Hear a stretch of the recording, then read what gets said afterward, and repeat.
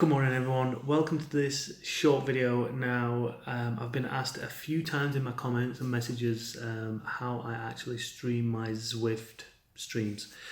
So I was woken up at 4 o'clock this morning by the wind.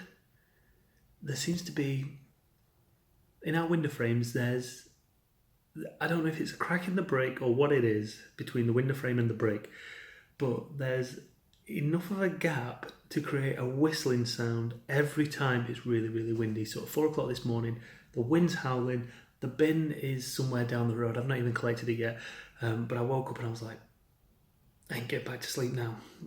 So I've been up since 4. So I thought what I'd do is, while I've got the spare time, is that's not like a humble brag, like, oh, I've been up since 4, or look at me. I'm just telling you how it is. Anyway, what I thought I'd do is I would make this video on how to stream Zwift. Now, this isn't the comprehensive guide. This is as quick as I can make it and as simple as I can make it. And it's basically everything that I did when I first started streaming. So hopefully it's going to give you enough information so you can get your stream up and running. If you do, by all means, leave a link in the description below to your channel. Let us know what you're going to be streaming, when you're going to be streaming, and we will all join you. But do not, under any circumstances, make your stream better than mine. First thing you're going to need to do is obviously download Zwift. Once you've downloaded that, you're going to go onto the internet and you're going to go to Open Broadcaster software. This is what I use to stream, and basically just download that and follow all the information you need to get that up and running. Once that's up and running and it's on your computer, you'll find it, open it up. There's a couple of different ways of doing it. I will show you how I've set mine up here so you know. So take this screen here on the left hand side, this little box here. These are your scenes, or how you want your stream to look when you go online. If you've seen my streams before, I'll start with this one, which is just a simple picture. And then when my stream starts, I will click onto Zwift Streams, and that'll bring everything up that you need. Oh, there you go. Good morning. Everything you need up there. I'm just going to get rid of that, and we'll talk about that shortly, just to save a little bit of power. The other thing I like to bring up is my task manager also, and you can see here that trying to run OBS and Elgato is pretty taxing on my computer, which is why half of the time I can't stream. So hopefully this video is going to be fine and I'll get through this. So, as I said before, here's your scenes right here. Got a couple of different ones set up. This one I was going to use as a brand new one to show you exactly how to do it. So if you want to add a scene to your stream, you simply press that plus button there.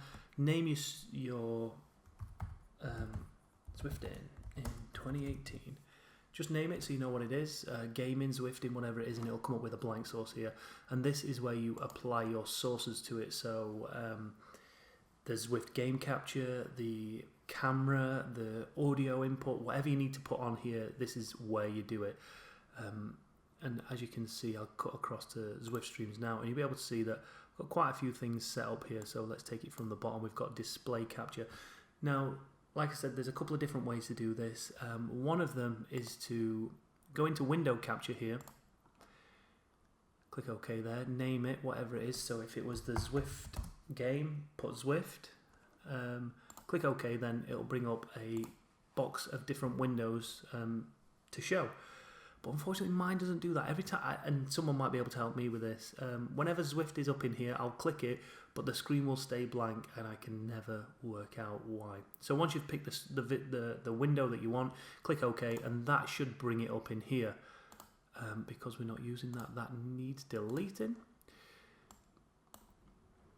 So the other thing to bear in mind as well is I'm using two screens here. So I've got a monitor set up with all this information here, and then here where the mouse is now, this is actually my laptop screen.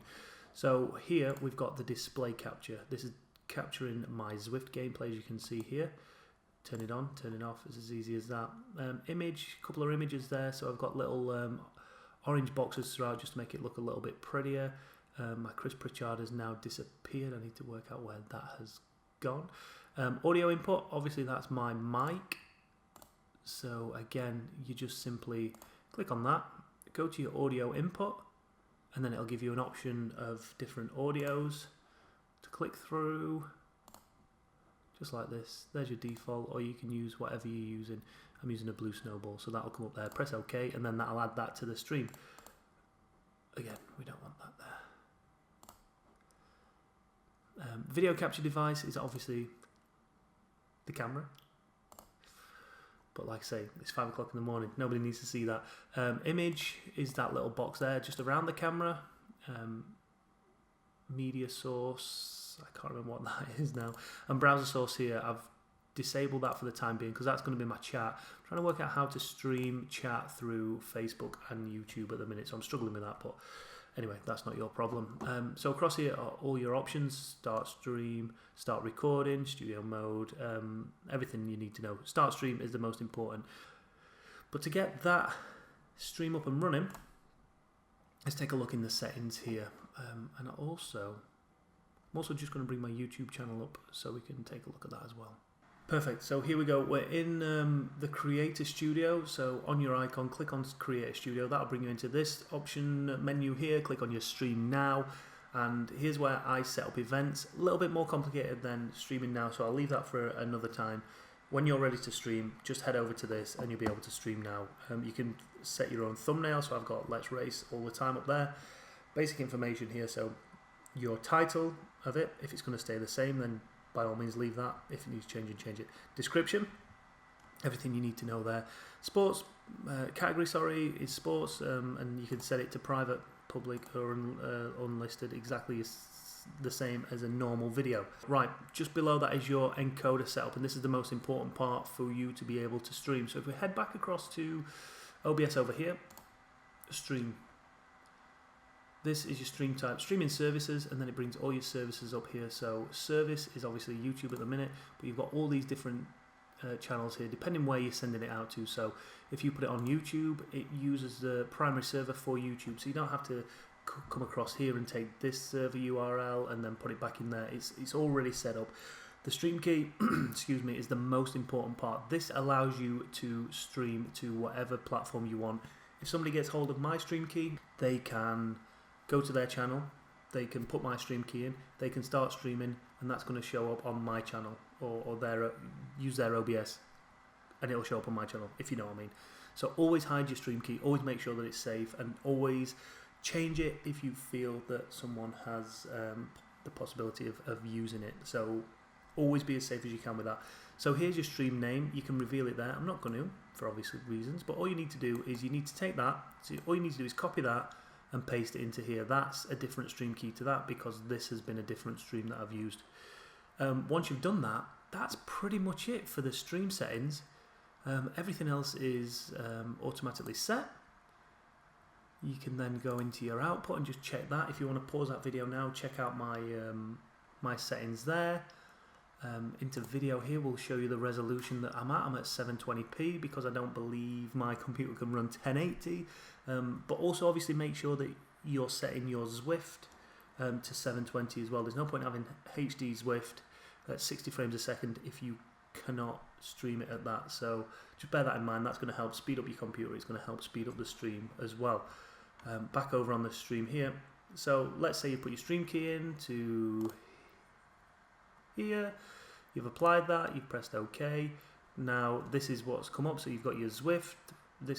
Obviously this is just a screenshot, but that would be normally Zwift just playing in the background.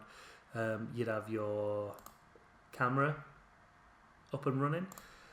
You are ready to go. Everything looks good. Go back into your OBS and simply start streaming. As soon as you press that, it's going to send all the information via that stream key across to YouTube.